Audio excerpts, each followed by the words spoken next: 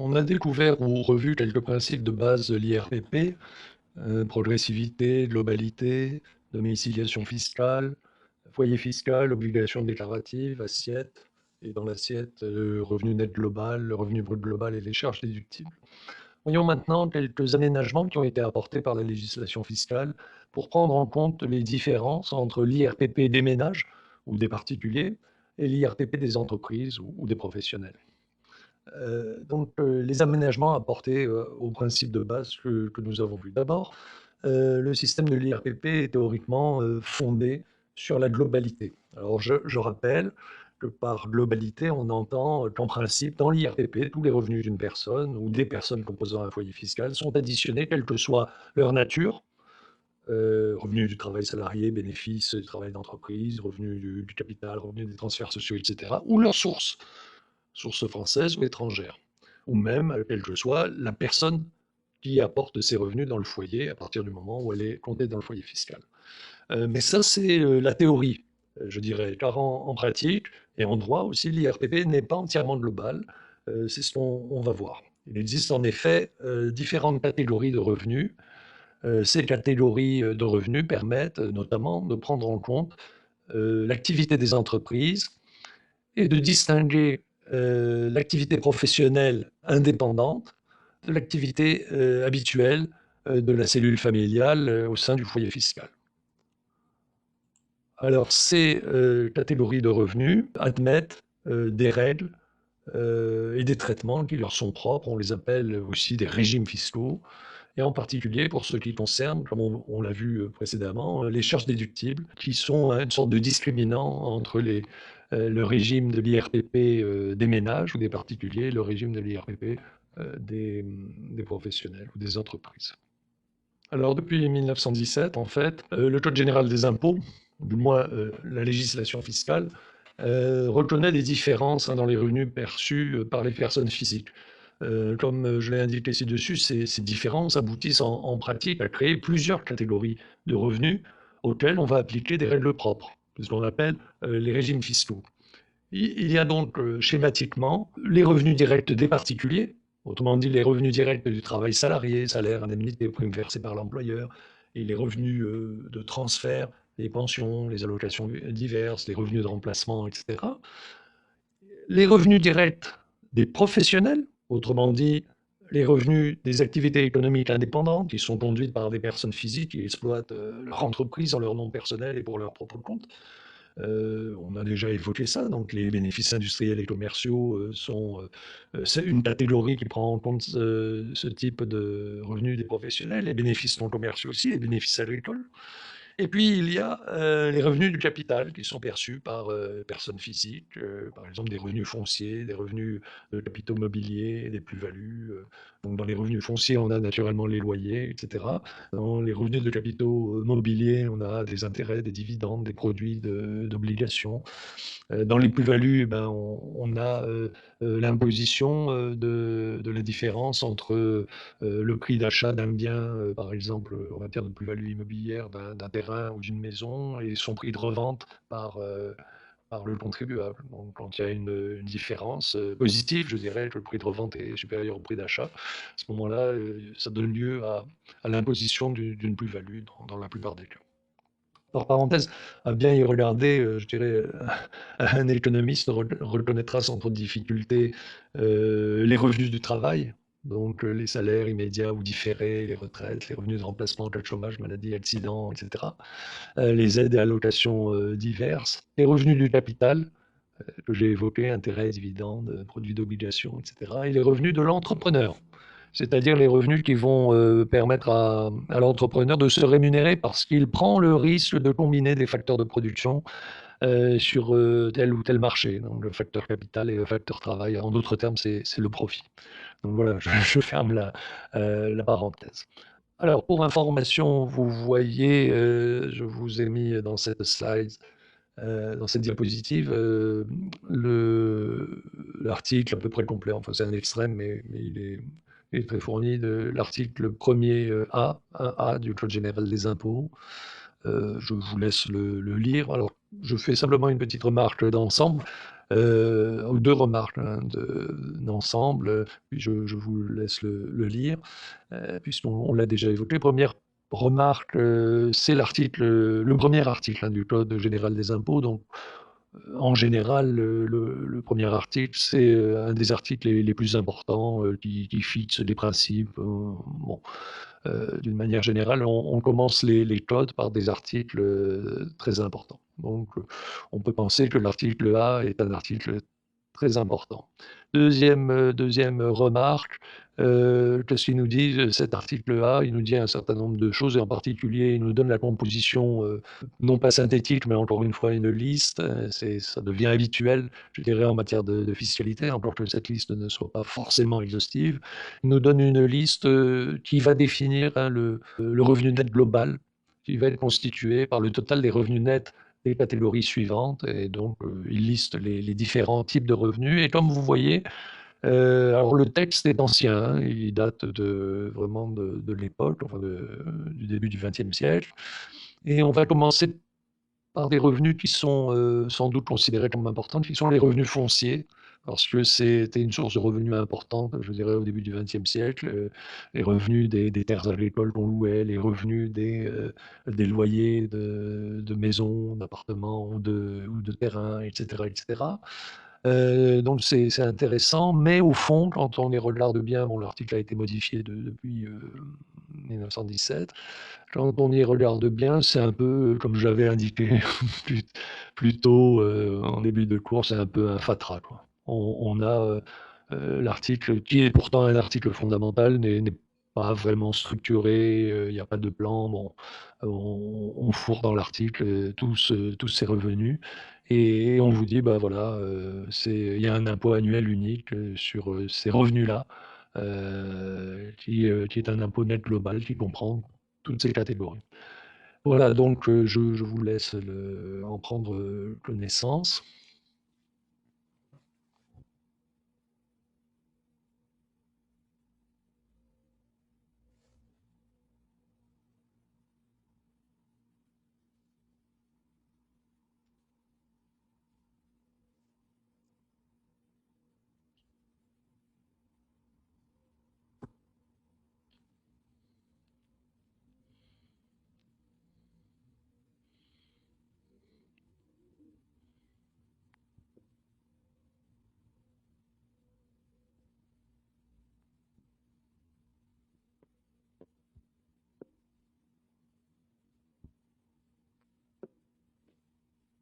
Voilà, donc article important, mais au fond, heu, à auquel on ne rend pas tellement justice par sa structure et sa rédaction.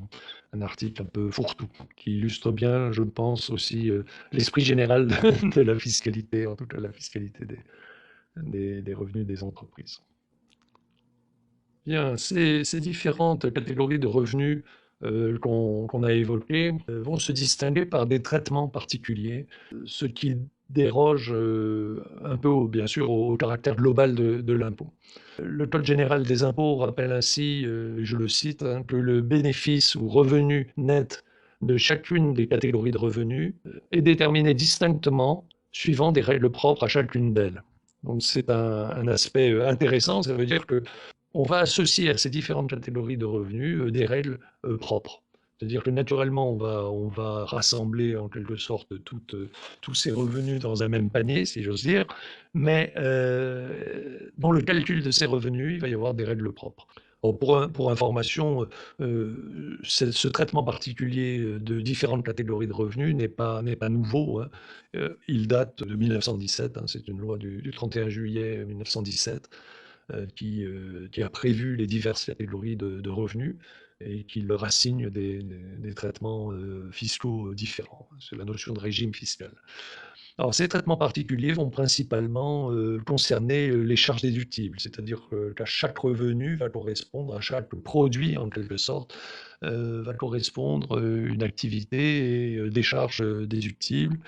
On va voir qu'en pratique et pour simplifier, on va essayer de distinguer, dans l'impôt sur le revenu des personnes physiques, les charges qui représentent un caractère familial, Donc ça, c'est l'impôt dû par les ménages. Et puis les charges qui vont présenter un caractère économique lié à l'activité de l'entreprise.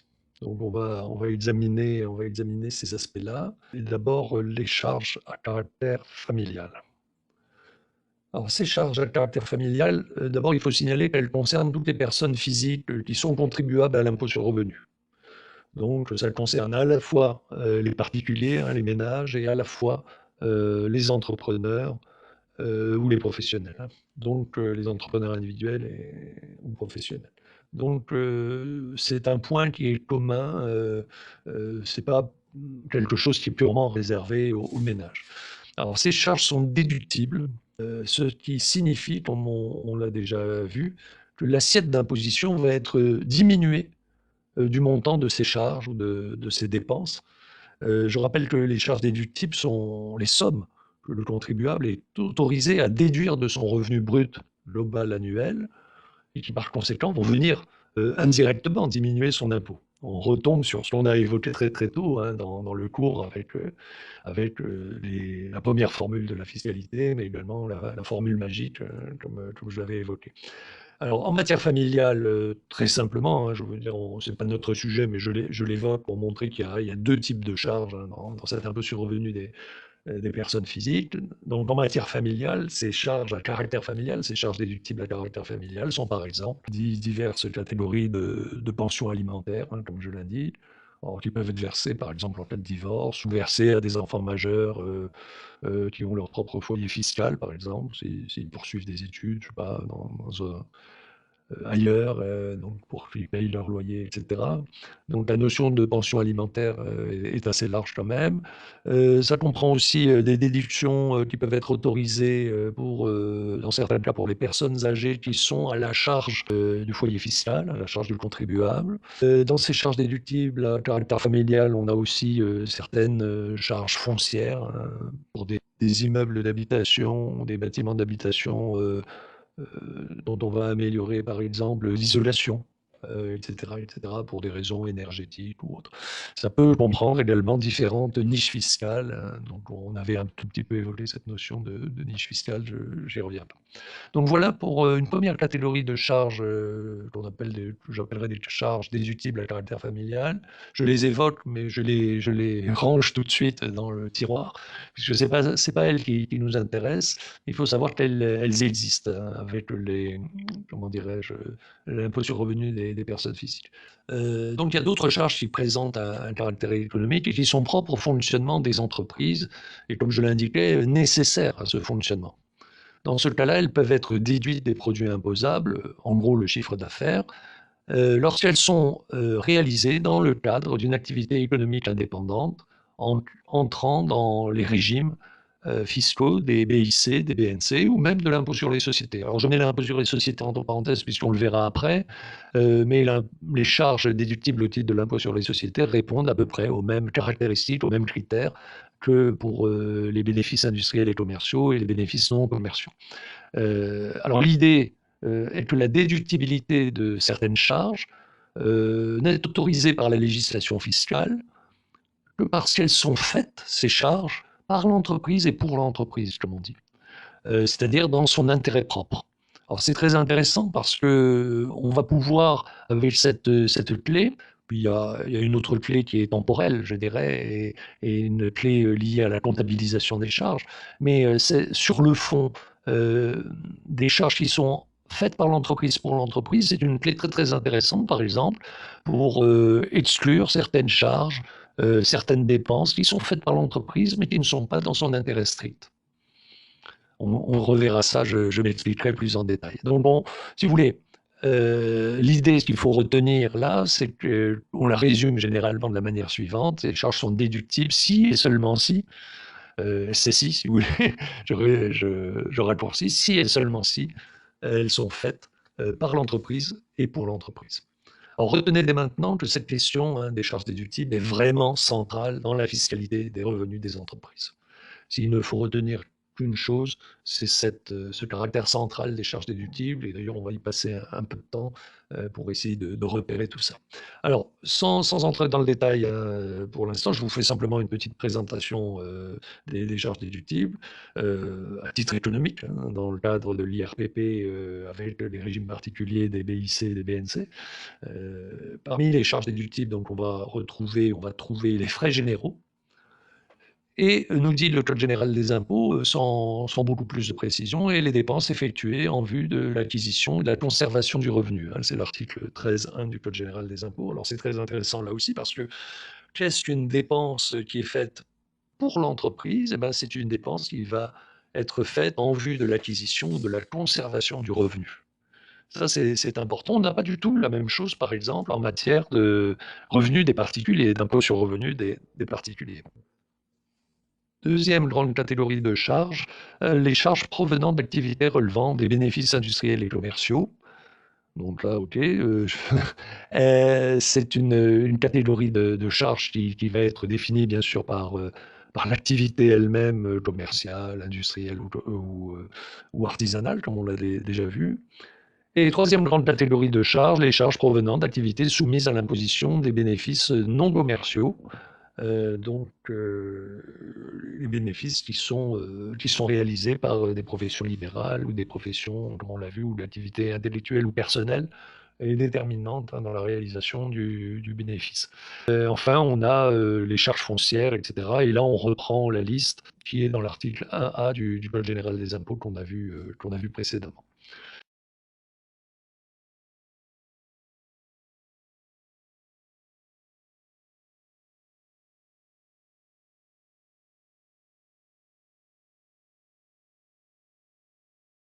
Alors, je termine avec un petit résumé ce que j'appelle un résumé des épisodes précédents, sur ce qu'on a appris, ce qu'il faut retenir en matière de fiscalité avant d'engager la réflexion sur plus particulièrement les bénéfices industriels et commerciaux.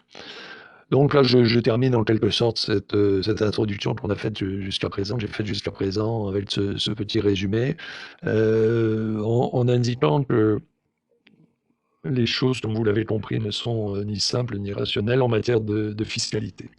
Et je vais essayer de développer ces points. Alors, premier aspect, les choses ne sont ni simples ni rationnelles en matière de fiscalité. Vous avez compris jusqu'à présent que la fiscalité des entreprises s'est constituée par couches successives, je l'ai déjà un peu indiqué, et ne correspond pas, ou pas du tout, à une logique d'ensemble. Donc ça, c'est un point dont qu'il faut avoir vraiment présent à l'esprit, parce que si on ne comprend pas ça, on va chercher des choses qu'on ne va pas trouver dans la fiscalité. Donc il faut vraiment avoir cette approche pragmatique, réaliste, comme la fiscalité elle-même, hein. C'est pas un système, et c'est vraiment quelque chose qui s'est créé avec le temps, sans logique d'ensemble ou avec très très peu de logique. Il n'y a pas de définition légale ou fiscale de la notion d'entreprise, je ne reviens pas là-dessus, j'ai vraiment insisté plusieurs fois là-dessus, je crois que vous l'avez compris. Seule émerge de cette brume une vague distinction entre les personnes physiques, qui pour d'ailleurs les services fiscaux s'appellent les particuliers, et peuvent avoir aussi leur entreprise individuelle, ils deviennent alors des professionnels. Et les personnes morales, donc essentiellement des sociétés de capitaux. Donc dans notre fiscalité des entreprises, on se rattache à cette distinction qui n'est pas terrible, mais qui nous vient de 1948, pardon. Personnes physiques, personnes morales, mais c'est pas. Et dans les personnes physiques, il y a les particuliers, les professionnels. Puis les personnes morales vont appartenir à une catégorie particulière encore que. On verra que c'est pas tout le temps le cas. Il y a des personnes morales qui peuvent pas être imposées, mais les membres physiques vont être imposés. Bon, je ne rentre pas dans le détail. Donc ça, c'est le premier point que je voulais évoquer pour résumer tout ce qu'on a vu. Les choses ne sont ni simples ni rationnelles. Deuxième point, la fiscalité des revenus des entreprises doit donc, c'est un peu le sens que j'ai donné à ce cours depuis le début, doit donc être abordé en examinant, comme on l'a évoqué déjà, d'une part, l'impôt sur le revenu des personnes physiques dû par les entrepreneurs exerçant une activité économique à titre indépendant et personnel. En gros, donc, c'est les entrepreneurs qui ne sont pas constitués en société de capitaux, personnes physiques qui ne se constituent pas en société de capitaux. Et d'autre part, cette fiscalité des revenus des entreprises doit être envisagée à travers l'impôt sur les sociétés, qui ne va concerner que les entreprises constituées sous la forme juridique de sociétés de capitaux. Ça, c'est le deuxième point de notre résumé. Troisième aspect, troisième point, l'impôt sur le revenu des personnes physiques concerne tous les foyers fiscaux, particuliers et entrepreneurs individuels. Ces derniers, comme je l'ai indiqué, sont appelés professionnels par les services fiscaux. Quatrième point, en plus de concerner tous les foyers, l'impôt sur le revenu des personnes physiques peut spécifiquement, comme on l'a vu, concerner certaines entreprises individuelles, c'est-à-dire des professionnels non constitués en société de capitaux. Et dans ce dernier cas, cinquième point, les règles de cet impôt sur le revenu des personnes physiques, comme on l'a vu juste avant, vont être aménagées pour tenir compte de la nature de l'activité conduite par l'entreprise individuelle.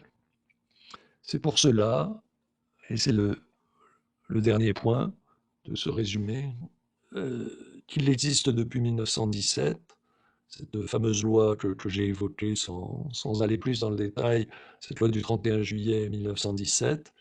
Il existe donc à l'intérieur de l'impôt sur le revenu des personnes physiques 3 formes d'aménagement de l'imposition des revenus et des activités des entreprises individuelles.